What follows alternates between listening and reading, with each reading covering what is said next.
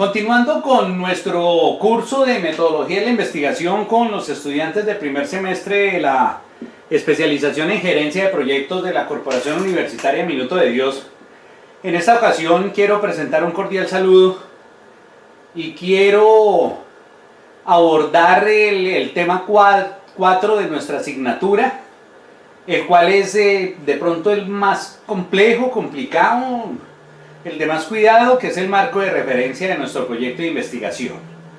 Entonces, lo primero que vamos a abordar son las partes que componen un marco de referencia. ¿Qué es eso de un marco de referencia? ¿Por qué hay que hacerlo dentro del proyecto? Es necesario entenderlo para no entrar a pelear con él, sino volvernos amigos del proceso de elaboración del marco de referencia y así llevar a buen término nuestra investigación. Entonces, definitivamente la diferencia entre conocimiento empírico y ciencia tiene que ver mucho con esto, con el marco de referencia de nuestra investigación.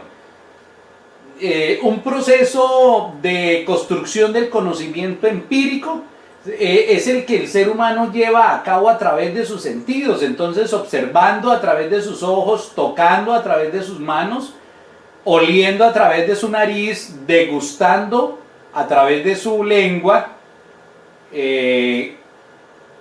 tiene conocimiento de la realidad. Por ejemplo, sabe que algunos ácidos pues producen una sensación fea, por decirlo de alguna manera, en las papilas gustativas. Entonces ya va a saber que no puede acceder con tanto ímpetu a chupar una fruta ácida porque le va a generar malestar. Él adquirió un conocimiento a través del sentido y es un conocimiento empírico. Cuando el ser humano comienza a hacer ciencia, la diferencia es que ya no tiene como la obra de Emilio, yo la leí hace muchos años, que decía, pues palabras más, palabras menos, que lo que yo tenía que hacer para aprender era que si había una olla caliente y veía que otro se había quemado, pues yo iba y ponía la mano también para saber, conocer la sensación de lo que era la calentura. Un objeto caliente y qué daño producía en mi mano. Entonces tenía que ir a poner la mano como le había puesto Emilio. Y resulta que el conocimiento científico no es así. El conocimiento científico lo que busca es saber cuál es la frontera de lo que el hombre ha indagado, ha investigado, ha construido como conocimiento para pararse en ese borde y continuar. Entonces, en ese orden de ideas, el marco de referencia en la investigación es importantísimo, porque es el que nos va a marcar hasta dónde ha llegado el conocimiento del ser humano y qué puedo yo aportarle adicional. Habíamos hablado que el método científico, la metodología de la investigación, lo que busca es acrecentar el conocimiento de la humanidad. Entonces yo tengo que saber dónde está el conocimiento de la humanidad, no poniendo la mano en la olla caliente, no, leyendo, indagando, investigando, hace parte del proceso investigativo y a partir de ahí generando unas conclusiones. Entonces, en ese orden de ideas, ¿qué partes componen un marco de referencia? Primero, el estado del arte. Segundo, un marco teórico. Tercero, un marco conceptual. Cuarto, un marco legal. Y quinto, un marco contextual. Pueden haber más. Yo les voy a ser muy sincero porque a mí no me gusta pararme delante de unos estudiantes y decir cosas que yo no haya hecho. Yo casi todas mis investigaciones las he hecho con base en un marco teórico. Difícilmente me he metido con estado del arte, en algunas he tenido que construir un marco conceptual muy incipiente y en otras he tenido que desarrollar un marco contextual cuando la investigación lo ha ameritado, pero en realidad yo me he movido en un 90% sobre un marco teórico. Yo he tenido que aprender para poderles hablar a ustedes de eso, lo que técnicamente es un estado del arte y más o menos cómo se construye para que ustedes tengan ese punto de partida y sigan construyendo ese conocimiento y presenten y elaboren y formulen buenas investigaciones. Entonces, ¿el por qué el marco de referencia? Hasta ahora lo que nosotros hemos hecho en nuestro proceso de investigación, tema, pregunta de investigación, justificación, objetivos generales y objetivo general y objetivos específicos, la mayor parte de la información usted la ha creado. Es decir, usted formuló su pregunta de investigación, usted formuló su objetivo general, usted formuló sus objetivos específicos y construyó una justificación. Entonces, para poderlas crear, usted tiene que partir del conocimiento que tiene sobre la temática. No está bien inventarse nada. Usted, por eso es tan importante que el tema de investigación a desarrollar sea de su agrado y usted lo conozca. Porque todo esto usted lo tiene que construir. Sin embargo, el marco de referencia ya no es que usted lo tenga que construir de cero. Usted lo tiene que elaborar y, ojo, no es copy-paste, es redactar, y el 95% de las palabras que están en cualquiera de estos marcos deben ser redactadas por usted. Yo encuentro algunos estudiantes que me dicen, profe, pero yo no plagié. ¿Cómo así que usted no plagió? Pero, a ver, el 95% de lo que dice su investigación en el marco teórico, usted lo copió textual de otras fuentes. Dice, pero yo la cité. No nos equivoquemos. El marco de referencia y cualquiera de estos marcos que usted vaya a construir, acuérdese, el 95% de las palabras que usted escriba deben ser redactadas por usted. El 5% son citas textuales, el 5% de otros autores, y como estas ideas no son suyas, sino son conocimiento que otras personas han construido, pues usted tiene que darle el crédito. Entonces, así usted no copie textualmente. Por ejemplo, este párrafo es elaboración mía. Yo debí haber puesto acá, esto lo aprendí de tal persona en tal libro, porque es que no me lo inventé. Esto lo leí en alguna parte, yo lo redacté, pero lo leí en alguna parte. No es construcción mía, es redacción, que es diferente. Construcción es de la persona que construye el conocimiento. La redacción es mía. Y el marco de referencia exige que sea yo el que redacte, yo.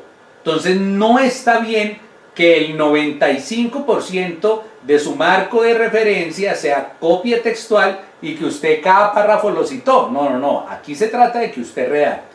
Entonces, el marco de referencia lo pone en contacto con la información proveniente de fuentes totalmente aparte del conocimiento empírico. Es decir, dicho de otra manera, lo pone en contacto con fuentes totalmente científicas. Para eso es el marco de referencia. Para que su conocimiento no sea empírico. No diga, no, es que yo puse la mano en la olla y me quemé y por eso estoy diciendo que las ollas cuando se ponen al fuego se calientan. No. Es que usted, sin necesidad de poner la mano en la olla, diga que otra persona ya la puso y que ella determinó que cuando usted pone una olla al fuego se calienta y si pone la mano se va a quemar. Yo pongo ejemplos muy pueriles, muy coloquiales, pero algo así es lo que busca el marco de referencia. Su función principal es rastrear, es buscar, es escudriñar, es investigar, es revolver, mediante un barrido técnico y documentado, todas las investigaciones realizadas que tengan relación con el objeto de conocimiento que usted quiere construir. Entonces, si usted quiere hablar sobre contaminación, el marco de referencia debe sacarlo de otras investigaciones que otros investigadores, valga la redundancia, han elaborado sobre contaminación.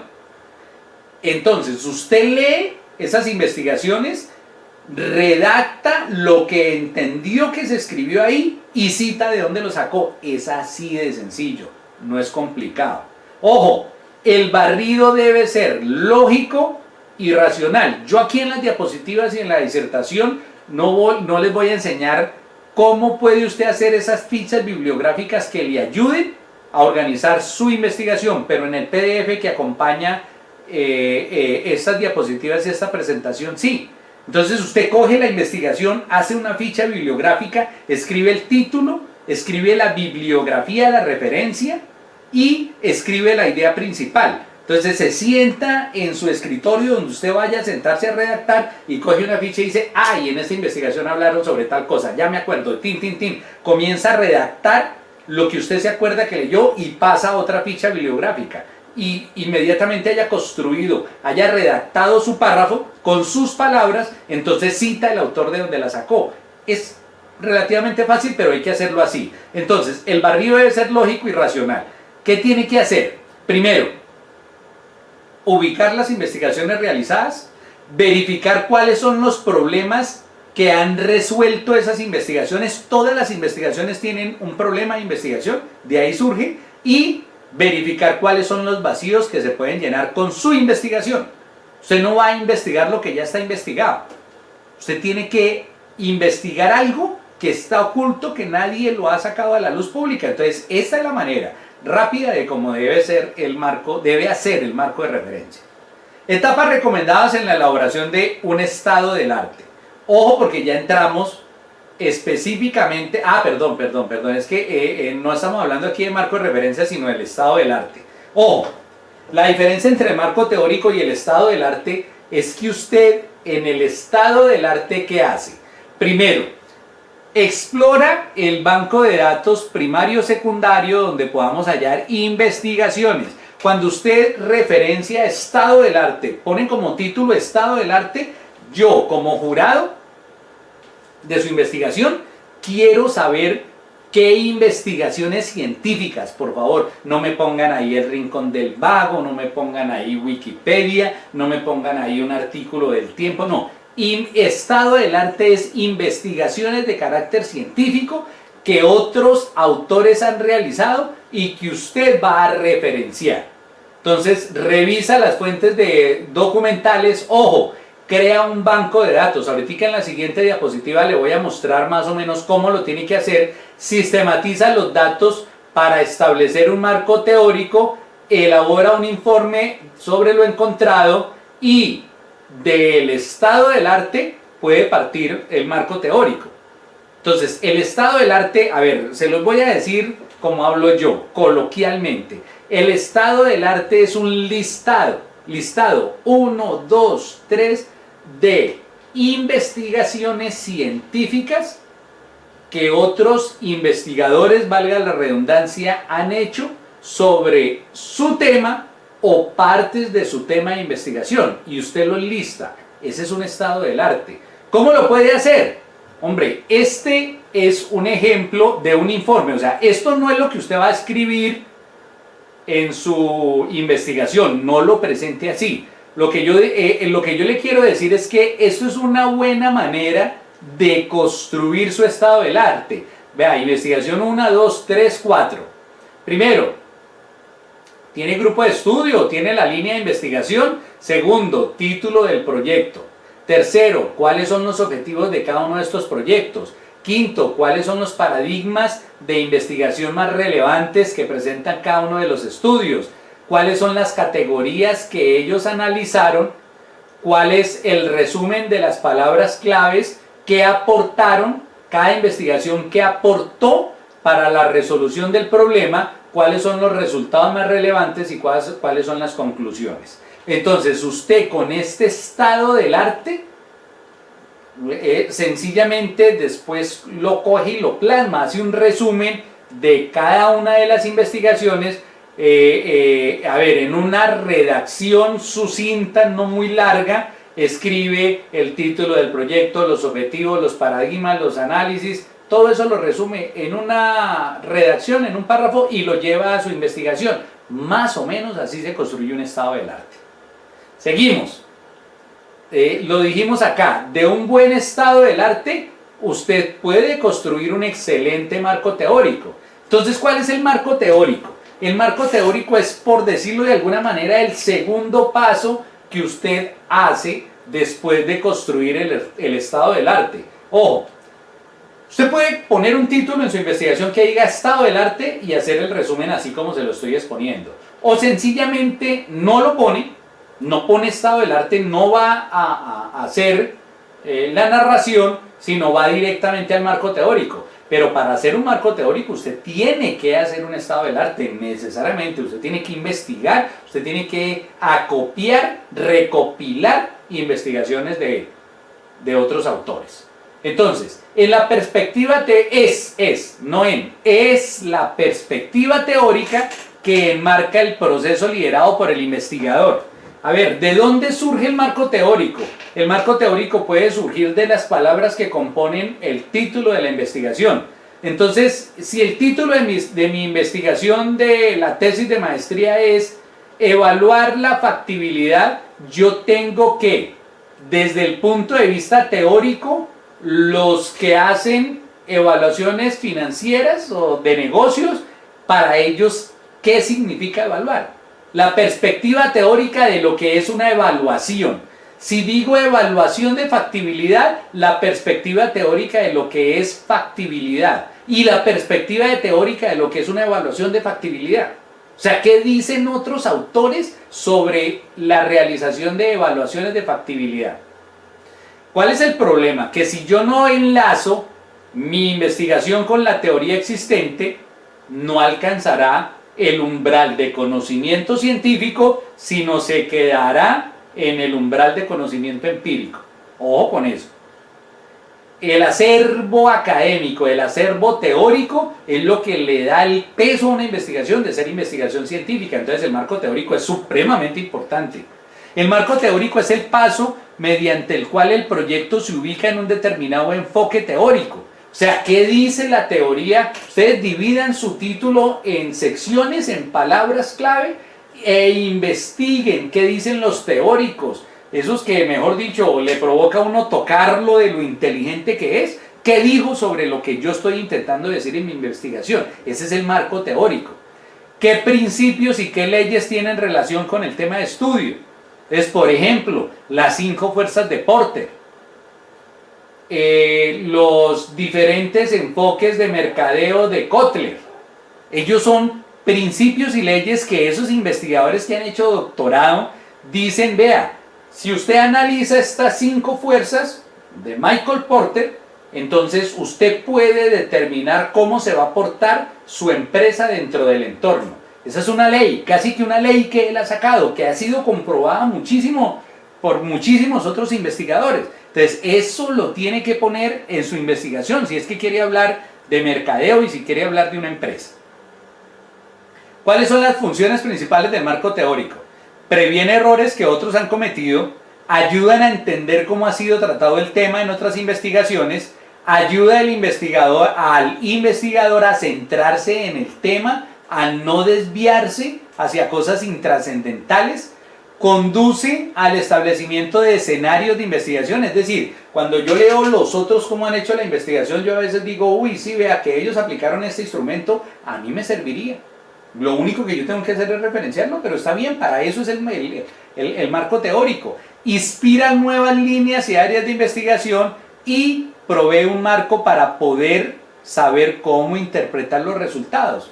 Entonces, recordemos que el estado del arte es un listado de investigaciones sobre el tema referencial. El marco teórico es coger la teoría, principios teóricos, leyes que tienen relación con el tema y decir, a ver, es que si las 5 fuerzas de Porter lo que hacen es decirme, yo analizo las 5 fuerzas de Porter para saber cómo se va a comportar mi empresa dentro del entorno, entonces yo traigo esa teoría y yo analizo la teoría y digo, vea, mi empresa seguramente va a analizar el mercado de la siguiente manera, las barreras de entrada de esta, etcétera, etcétera.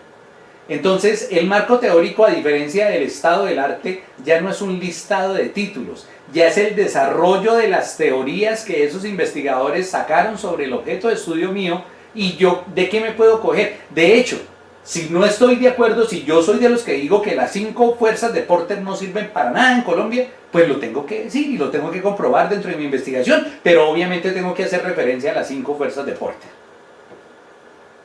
Etapas de construcción del marco teórico.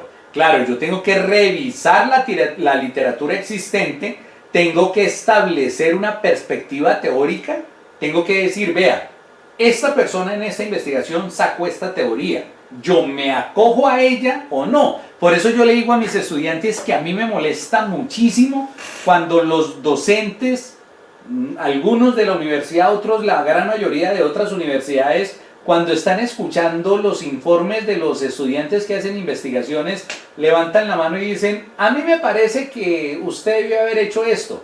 Perdóneme, no, es que no es lo que le parezca a Tiberio. Es lo que le parece a la investigación realizada por Tiberio, y son dos cosas totalmente diferentes. Porque es que cuando yo hago una investigación con toda la rigurosidad, eso se llama conocimiento científico. El a mí me parece es conocimiento empírico.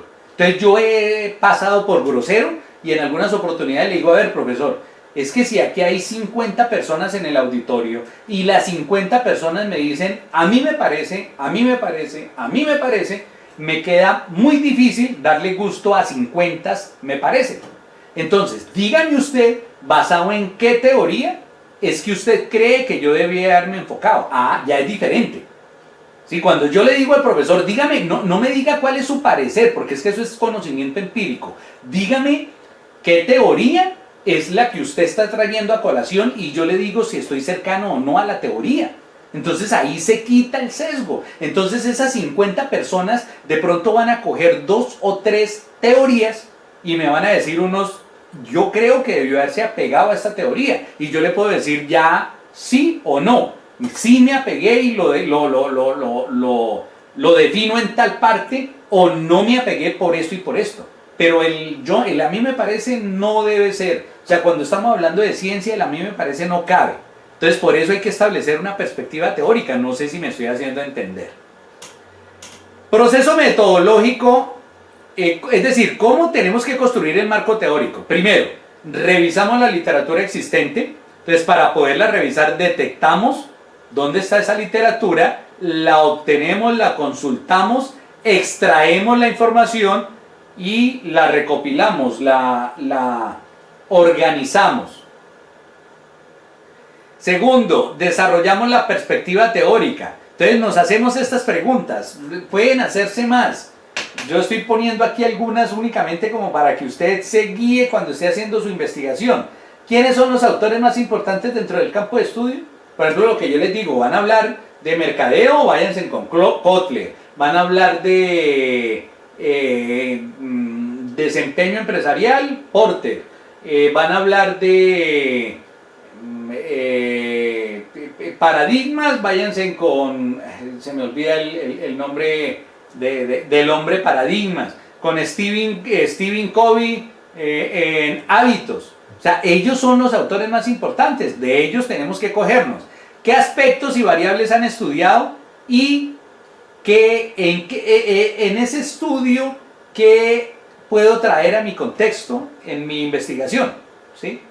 Estas preguntas nos deben llevar a las siguientes conjeturas. ¿Existe una teoría completamente desarrollada, sí o no? Y si está desarrollada, ¿hasta dónde está desarrollada? ¿Existen 2 o más teorías aplicables al problema? ¿Existen generalizaciones empíricas o microteorías, piezas de trozos de teorías, o hay situaciones donde no hay estudios previos o muy pocos estudios? Eso todo es la construcción del marco teórico. Marco conceptual. Entonces, si usted coge lo que yo le estoy diciendo acá, que está bastante resumido, y lo une a lo que está en el PDF con las fichas bibliográficas, usted va a saber hacer un marco teórico. Estoy absolutamente seguro y le va a quedar muy bien su investigación. Entramos ya a lo que es el marco conceptual. Entonces, el avance permanente de la ciencia genera renovación y revisión permanente de los conceptos. Por lo tanto, los procesos científicos y tecnológicos, en esos procesos aparecen permanentemente términos muy sofisticados. Prosumidor. Prosumidor es un productor y un consumidor que son la misma persona en el mismo instante. O sea, prosumidor, yo no sé si ustedes han visto en televisión por cable, no en las cadenas nacionales, un comercial de Fanta, donde entra el jefe de mercadeo y hay 3 jóvenes y le dicen a los jóvenes, hombre, hágame un nuevo diseño del envase. Eso, aunque es una propaganda, es un comercial de televisión, Eso es lo que están haciendo las grandes compañías hoy. Le están dando al consumidor la posibilidad de producir. Por ejemplo, el juego Lego es el de armar las fichitas que tanto les gusta a nuestros hijos. Ese juego le da la oportunidad al cliente para que los clientes hagan nuevos diseños de Legos y los aprueban y los llevan a sus fábricas. Entonces, por eso aparece prosumidor, y el prosumidor es el que produce y consume al mismo tiempo. Otro ejemplo rápidamente de prosumidor, Wikipedia. Wikipedia, usted consume contenidos, es un consumidor de contenidos, pero usted también construye contenidos. Entonces, ante Wikipedia usted es un prosumidor. Y es un término nuevo, de pronto algunos de ustedes no lo conocían. Entonces, eso hace el avance en los procesos científicos y tecnológicos. Hay otro fenómeno, la dinamicidad del lenguaje coloquial. Pues, ojo, que una palabra puede significar dos cosas totalmente diferentes en dos países. Les pongo el ejemplo. Lulo, en Colombia es una fruta tropical. En Chile, lulo significa popó.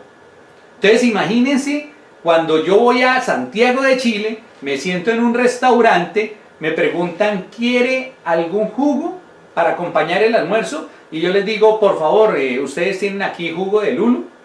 Y hubo algunos que salieron asqueados, otros con ganas de vomitar, otros se rieron, porque yo les estaba diciendo en Colombia, en palabras colombianas, hágame un favor, ¿usted tiene jugo de popó acá? Entonces, esa dinamicidad del lenguaje coloquial hace que yo tenga que hacer un marco conceptual. Estos dos fenómenos, o sea, el avance permanente donde salen nuevos términos y la dinamicidad del lenguaje hacen que se presenten definiciones contextuales y conceptuales y que sean imprescindibles. Por ejemplo, a este paciente lo voy a enyesar. Un estudiante que esté haciendo una investigación de medicina en Bogotá entenderá que hay una persona que sufrió un accidente, que tiene un trauma en una extremidad y que requiere una escayola, un pedazo de yeso. Pero ojo, un estudiante de la maestría en paz y desarrollo y sociedad que se vaya al Urabá antioqueño puede llegar a entender que a este paciente lo voy a enyesar era un término que utilizaban las bandas comunes delincuenciales para determinar que a esa persona la iban a matar. Entonces imagínense la importancia de hacer un marco conceptual. Ojo, a este paciente lo voy a enyesar significa en esta investigación que lo iban a matar. A este paciente lo voy a enyesar significa en esta investigación que en realidad le van a inmovilizar un miembro. Necesidad del marco conceptual. Entonces, el marco conceptual define términos, palabras y conceptos. Ojo, que están insertos en el contexto de la investigación. Vea estudiantes, que yo les cuento sinceramente, yo veo algunos marcos conceptuales que se ponen los estudiantes solo por hacerlo y me definen un poco de palabras que no están, porque ustedes saben que para uno es muy fácil cuando yo pido el archivo electrónico, sea en PDF o sea en Word, yo le doy buscar, le doy la palabra y se los digo, o sea, digo el otro de corazón, o sea, que es la pura verdad, que he buscado palabras que no están dentro de la investigación. Entonces, los términos y palabras con los que voy a construir mi marco conceptual deben estar en el contexto de la investigación. Ojo, la explicación debe ser necesaria. ¿Yo para qué escribo marco conceptual? Mamá, dícese de la persona de sexo femenino que ha tenido un niño. No, pues yo no me voy a poner a definir mamá porque eso lo entiende todo el mundo. Yo me voy a poner a definir un término que sea difícil de entender, sea novedoso o que signifique algo en el contexto en el que yo estoy desarrollando la investigación. Si no, no hagan marco conceptual, no es obligatorio. Ojo, tengo que hacer un marco conceptual cuando hay términos que se van a utilizar en la operacionalización de las variables de estudio, que necesito utilizarlos ahí, que pueden llegar a ser complicados. La explicación no está sujeta a la génesis etimológica. Es decir, no es solo la definición enciclopédica, ¿sí? Puede ser una definición contextual del término, como a este paciente lo voy a enyesar. Connotación real del uso idiomático que se le dará en la investigación. Entonces yo digo, por ejemplo, que cada vez que aparezca la expresión en mi investigación, a este paciente lo voy a enyesar, significa que las bandas delincuenciales estaban diciendo que lo iban a matar. Eso es una manera como puedo hacer mi marco conceptual. Entonces recordemos, tienen que ser palabras poco conocidas, no se pongan a definir palabras muy sencillas de definir porque no vale la pena. Segundo, que estén insertos en el contexto de la investigación, que la explicación se haga necesaria, que esté inmersa en la operacionalización de las variables de estudio y si no, no hagan marco conceptual. Marco legal y jurídico, vea, toda investigación está ligada de cierta manera con cierta normatividad legal. Contaminación, madres cabeza de familia, tipología de vivienda para discapacitados. A ver, estoy recordando temas de investigación que yo he liderado. No he liderado, he sido jurado o he sido asesor. Otro tema era el de programa de capacitación para los que levantan el IGAC, la actualización catastral en los municipios. Entonces, todo eso está ligado a una normatividad legal. Pues, hombre, hay que mencionarlo en la investigación. Yo sí no conozco muchas leyes. Por ejemplo, yo no sabía que cada 100 viviendas que una constructora en cualquier parte del país, valga la redundancia, construya, de cada 100 viviendas, una debe tener un diseño tipo para discapacitados. Eso es una ley que hay en Colombia y que pocos lo conocen. Yo lo conocí porque lo mencionaron en un estudio de investigación del cual fui jurado. Entonces, es importantísimo dentro del marco legal y jurídico verificar cuáles son las normas, ¿sí? Hay otras investigaciones que dan responsabilidades jurídicas. Ojo, la protección de los datos en internet. Yo ya no puedo entrar a hacer encuestas masivas porque me pueden meter a la cárcel o me pueden multar. Limita y delimita el campo de acción de la investigación, nos da la forma más aconsejable, la forma más aconsejable para hacer un marco legal es hacer una descripción comentada de los elementos jurídicos involucrados. No es solo mencionar, no, ley tal, sino la ley tal que habla sobre tal cosa y que es importante en la investigación por tal y tal motivo. Eso es un marco legal bien fundamentado. Marco contextual, para mí hay que hacerlo en todas las investigaciones. Toda investigación se desarrolla en un lugar determinado, en una comunidad, en una institución, en una cultura, en una zona geográfica, y la finalidad del marco contextual es brindar información sobre el sitio, la localización donde se está llevando a cabo la investigación. Esa es la finalidad del marco contextual. Ojo, no hay que ponerlo por ponerlo.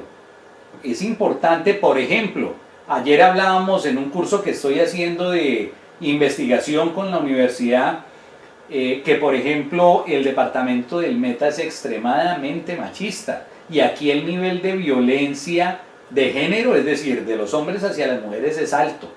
Entonces, eso es importante decirlo dentro del marco contextual. ¿Sí? No se trata únicamente, como veo yo en algunas investigaciones, que toman la foto de Google Maps, a veces ni siquiera la referencia, la toman, la pegan ahí y dicen nosotros vamos a hacer la investigación en Villavicencio, punto. No, hay que determinar por qué es importante referenciar ese marco contextual de acuerdo a los objetivos de la investigación. Entonces recordemos, estudiantes, cómo tenemos que hacer el marco teórico, el marco de referencia, y el marco de referencia vimos que se puede hacer citando un estado del arte, un marco teórico, un marco conceptual, un marco legal y un marco contextual. Con esto tienen tema suficiente para realizar su investigación.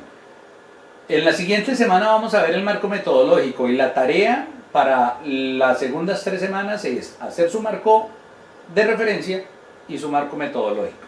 Muchas gracias, estudiantes, espero que estén entusiasmados, espero que hayan avanzado en su investigación y nos estamos viendo en un nuevo video y cuando esté visitando cada uno de los seres. Muchas gracias.